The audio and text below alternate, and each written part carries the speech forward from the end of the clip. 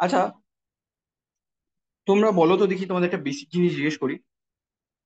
সেটা হচ্ছে, যদি কোনো স্থির চার্জ থাকে, ধরো কিউ পরিমাণে একটা স্থির চার্জ আছে, ঠিক আছে, তাহলে এ কি, যদি প্লাস প্লাস চার্জই ধরো, আর এদিক বরাবর হচ্ছে চৌম্বক ক্ষেত্র আছে, ঠিক আছে, চৌম্বক ক্ষেত্রের ডিরেকশন ধরো এই বরাবরই আছে, চৌম্বক ক্ষেত্র এই বরাবর আছে বি, ঠিক আছে, এই বরাবর আছে, এর উপরে চৌম্বক ক্ষেত্র লাগছে, তাহলে কি চার্জটার উপরে কোনো প্রভাব ফেলবে? বলতে পারবে? তোমাদের আগের দিন যা পড়িয়েছি সেই হিসাবে, আগে যতদিন মানে আগের রিলেটেড ক্লাসগুলোর জন্য।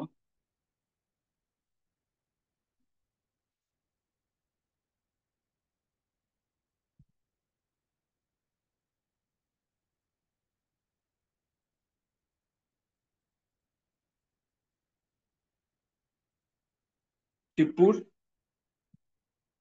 চার্জ, যদি কোনো একটা আধান স্থির অবস্থায় আমি রেখে দিই, তার উপরে কি চৌম্বক ক্ষেত্র কোনো প্রভাব ফেলতে পারবে?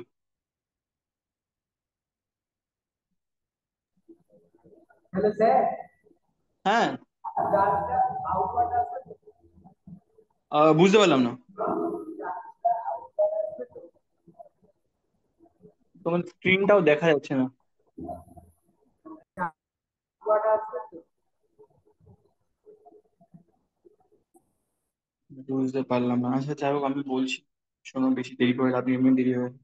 তো দেখো, চার্জ যদি স্থির থাকে তারপরে চৌম্বক ক্ষেত্র কোনো প্রভাব ফেলতে পারবে না। যদি চার্জ, যদি কোনো তোমরা তড়িৎ ক্ষেত্র পড়েছো, যদি তড়িৎ ক্ষেত্রের মধ্যে থাকে তাহলে কি হবে? তড়িৎ ক্ষেত্র হলো গিয়ে বলের মতো না। বল কিভাবে পাও তড়িৎ ক্ষেত্র থেকে? সেটা হচ্ছে কিউ ইন্টু ই, তাই না? তাহলে এরপরে একটা বল আছে, আর বল থাকলে তোমরা জানো অ্যাক্সিলারেশন তৈরি হবে। তো এই কিউ চার্জটা সামনের দিকে এগোতে থাকবে, ঠিক আছে, এ ত্বরণ নিয়ে। এবার তুমি ভাবো, এই স্থির চার্জকে রেখেছো, ঠিক আছে, তোমাদের প্রথম দিন বলেছিলাম যদি কোনো তড়িৎবাহী তার থাকে, সেই তড়িৎবাহী তারে ধরো এই ইলেকট্রন গুলো এরকম ভাবে ফ্লো করছে, ঠিক আছে, এই সামনের দিকে ইলেকট্রন গুলো সামনের দিকে যাচ্ছে। এখন আহ সেক্ষেত্রে এই ইলেকট্রন গুলোর জন্য তোমার কি, যেরকম ভাবে একটা চৌম্বক ক্ষেত্র তৈরি হয়, ঠিক আছে, যদি হ্যাঁ, যদি যদি ইলেকট্রনের ফ্লো, আচ্ছা উল্টো দিকে হবে, উল্টো ডিরেকশনে ভুল হয়ে গেল।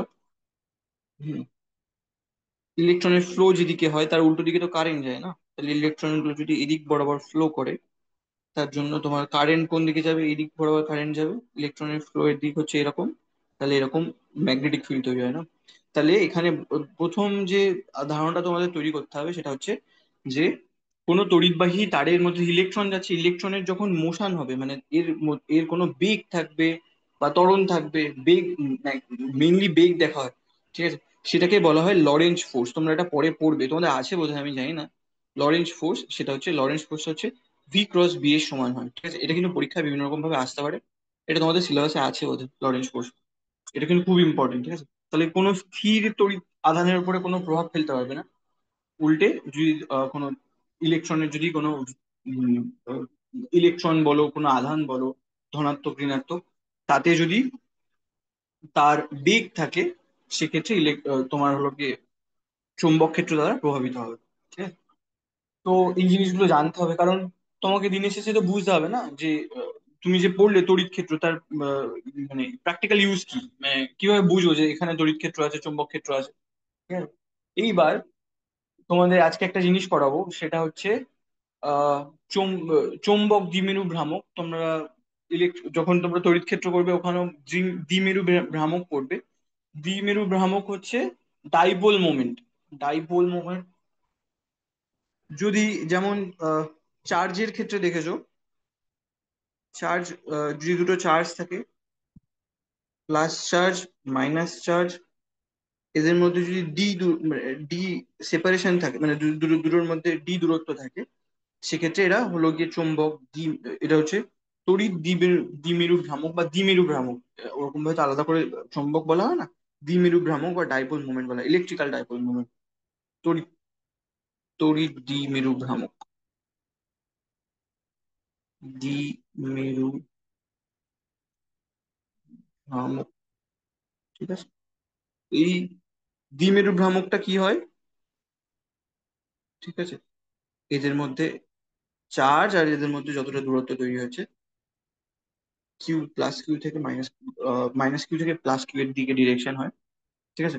এই ক্ষেত্রে কি হয়, এই যে দ্বিমেরু ভ্রামক তৈরি হলো না, এই দ্বিমেরু ভ্রামকে তড়িৎ ক্ষেত্র থাকবে। সেই তড়িৎ ক্ষেত্র কিরকম দেখতে হয় তোমরা পরে এটা করবে, কারণ এগুলো তো আধান না, আধান থেকে তড়িৎ ক্ষেত্র তৈরি হবে। এই তড়িৎ ক্ষেত্রগুলো হলো কি ধনাত্মক থেকে সে ঋণাত্মকে শেষ হবে, জানো তো, ধনাত্মক থেকে বাইরের দিকে বেরোতে থাকে সবসময়। তো এরকম ভাবে তোমার হচ্ছে তড়িৎ ক্ষেত্রগুলো থাকবে। এইবার তোমরা একটা ইয়ে লুপ দেখেছো, এর আগে আমি পড়িয়েছি যে বৃত্তাকার পরিবাহী যদি থাকে, সেক্ষেত্রে তোমার চৌম্বক ক্ষেত্র তৈরি করে যদি তার মধ্যে দিয়ে কারেন্ট যায়। যদি ধরো এরকম বৃত্তাকার পরিবাহী আছে, পরিবাহী তার আছে, তার মধ্যে কারেন্ট যাচ্ছে, তো সেক্ষেত্রে তো তোমার চৌম্বক ক্ষেত্রের অভিমুখ গুলো কোন দিক বরাবর হবে। তো তোমরা জানো যে বৃদ্ধাঙ্গুষ্ঠ, তুমি যদি ওই কারেন্টের দিক বরাবর আঙ্গুলগুলোকে ধরো, বা মানে চারটে আঙ্গুলকে, তাহলে তোমার বৃদ্ধাঙ্গুষ্ঠ চৌম্বক ক্ষেত্রের অভিমুখকে প্রকাশ করবে, ঠিক আছে। এবার দেখো তো দুটোর মধ্যে কোনো সিমিলারিটি পাচ্ছ কিনা। দেখো এই বরাবর আছে, এই বরাবর ঘুরে ঘুরে আসছে, ঠিক আছে? এই জন্যই দুটোকে বলা হচ্ছে, এই এই জিনিসটা যেটা হচ্ছে তড়িৎ ক্ষেত্রের জন্য তৈরি হচ্ছে, তাকে বলা হয় তড়িৎ দ্বিমেরু ভ্রামক। আর চৌম্বক ক্ষেত্র ঠিক সেম জিনিসটা দেখা হচ্ছে যদি সেক্ষেত্রে কোনো পরিবাহী তার থাকে, বদ্ধ পরিবাহী তার, ঠিক আছে। বদ্ধ পরিবাহী তার বেশিরভাগ ক্ষেত্রে এই পরিবাহী তার দেখো বৃত্তাকার বৃত্তাকার পরিবাহী তারই হয়, ঠিক আছে। এইবার এর এর এর মানটা তোমার হচ্ছে ওই তোমাদের কি আছে তার এক্সপ্লানেশন? হ্যাঁ, সেটা তো থাকবেই, কারণ এটা অনেকদিন আগে দেখিয়েছিলাম বোধহয় তোমাদেরকে। সেটা হচ্ছে আহ এই এর ক্ষেত্রে যে চুম্বক ক্ষেত্রের মান কত হয়, সেটা তোমরা চুম্বক ক্ষেত্রের মান অভিমুখ, মানটাই তোমরা এখন অভিমুখ তো দেখে, অভিমুখ তো জানো।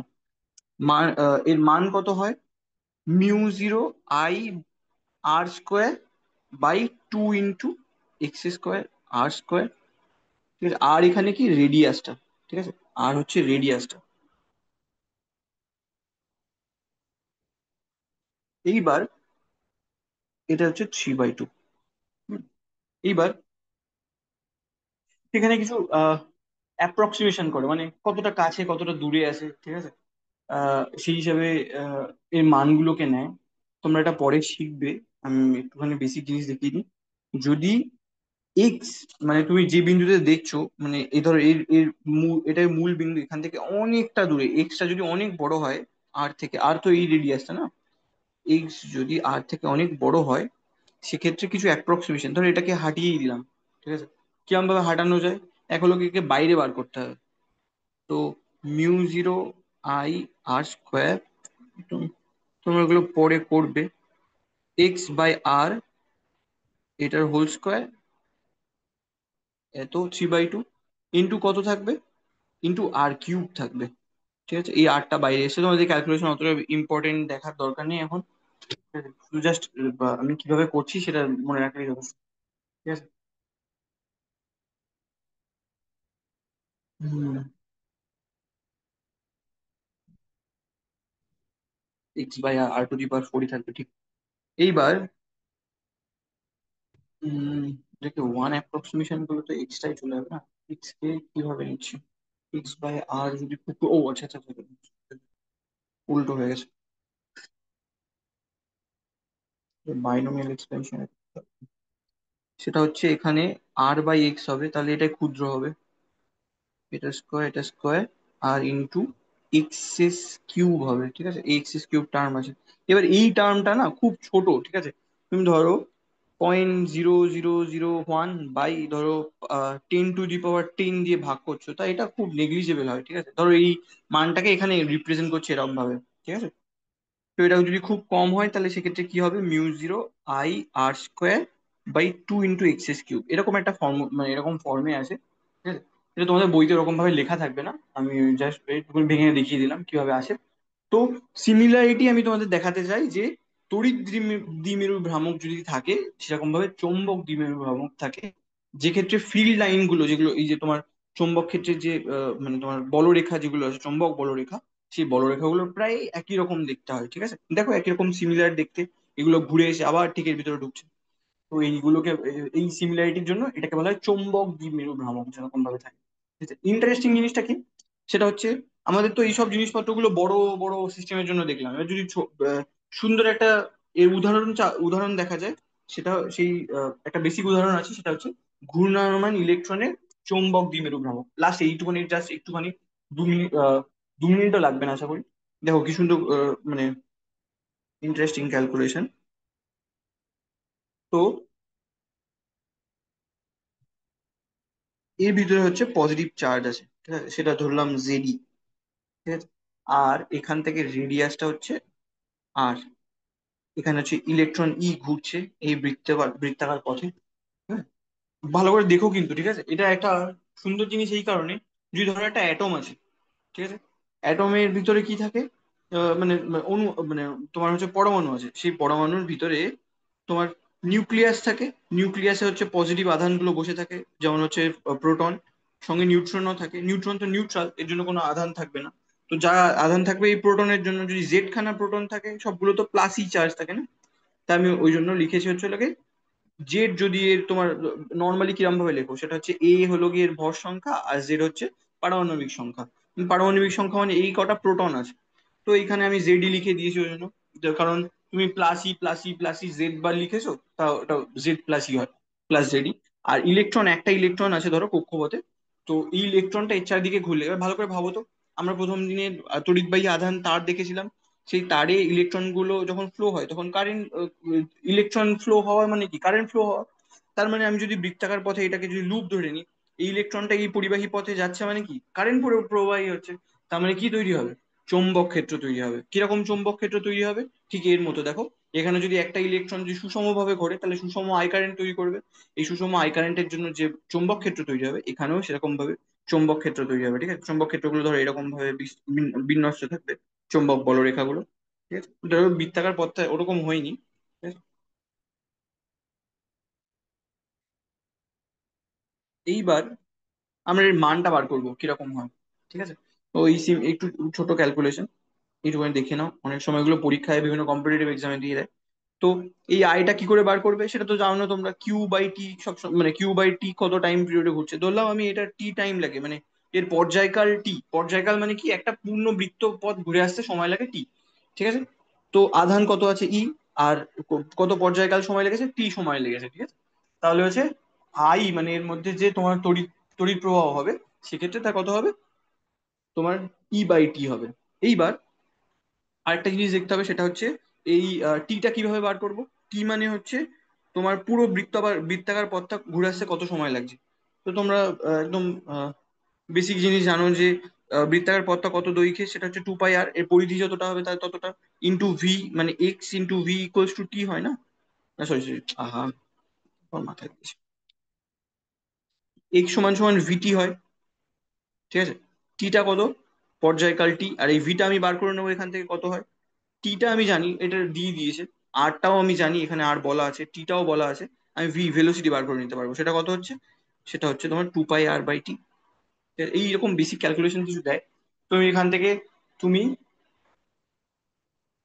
ঠিক আছে।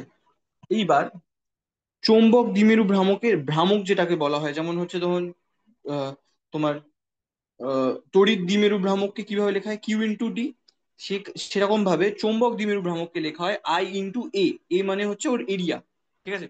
এই যে তোমার বৃত্তাকার লুপটা থাকে, সেই লুপের এরিয়া, ঠিক আছে।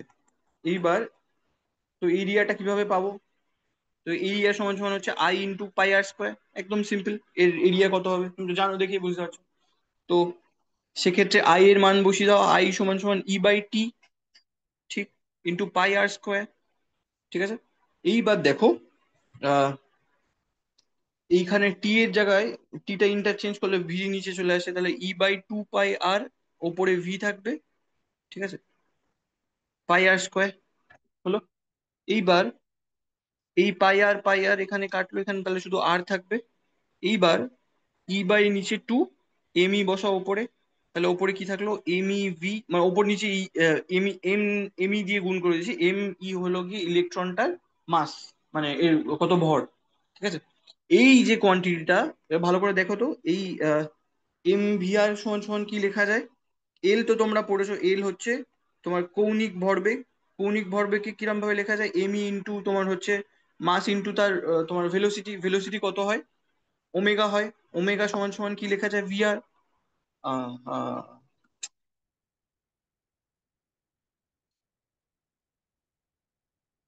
এটা তো আর ক্রস পি তো না? কৌণিক ভরবেগ সমান সমান হচ্ছে আর ক্রস পি। আমিও মানে ভুল ভাল লিখে আছি। আর ক্রস পি, ঠিক আছে। আর ক্রস পি কত হয়? এটা আরই আছে তোমার ভেলোসিটি। আর যদি পারপেন্ডিকুলার ডিরেকশনে দেখো, এখানে সবসময় এর যে তোমার হচ্ছে মানে তোমার ভরবেগ হবে সেটা সবসময় এর রেডিয়াসের সাথে পারপেন্ডিকুলার, তাই এই ক্রস প্রোডাক্টটা থাকবে না। তোমার এখানে পি এর জায়গায় এম ভি লিখে দিতে পারি আমি। ভেলোসিটি কত হয়? তো এখানে দেখো এম ই ভি আর যেটা আছে সেটাকে আমি এল লিখে দিতে পারি। এটা খুব দুর্দান্ত ফর্মুলা এটা। মানে এই কারণেই ইলেকট্রনটা বৃত্তাকার পথে ঘুরছে বলে এর কৌণিক ভরবেগের জন্য এর চৌম্বক দ্বিমেরু ভ্রামক তৈরি হচ্ছে। দেখো বাকি টার্মগুলো তো কনস্ট্যান্ট না, E by two M E এল, এই টার্মটা তো কনস্ট্যান্ট। ঠিক আছে, তার মানে কি হলো, চৌম্বক দ্বিমেরু ভ্রামক এর কৌণিক ভরবেগের সঙ্গে প্রপোর্শনাল। এটা খুব বড় একটা রেজাল্ট ফিজিক্সের। ঠিক আছে, এটা তোমরা মনে রেখো। এটা দিয়ে প্রচুর অঙ্ক আছে, আমি এই জন্য একটু ছোট্ট করে দেখিয়ে দিলাম। ঠিক আছে, আশা করি 30-এর মধ্যে শেষ করে দিতে পেরেছি। এটা এইটা মনে রেখো, ঠিক আছে। এরপরে এরপরে তোমরা নতুন জিনিস পড়বে, তোমরা যদি কোনোদিন পড়ো। তো কোয়ান্টাম মেকানিক্সে এই জিনিসটা খুব কাজে লাগে, এই এল জিনিসটা পরে গিয়ে শিখবে তোমরা। ঠিক আছে। তো তোমাদের কি প্রশ্ন আছে বলো। শিবপুর, নিমপিট।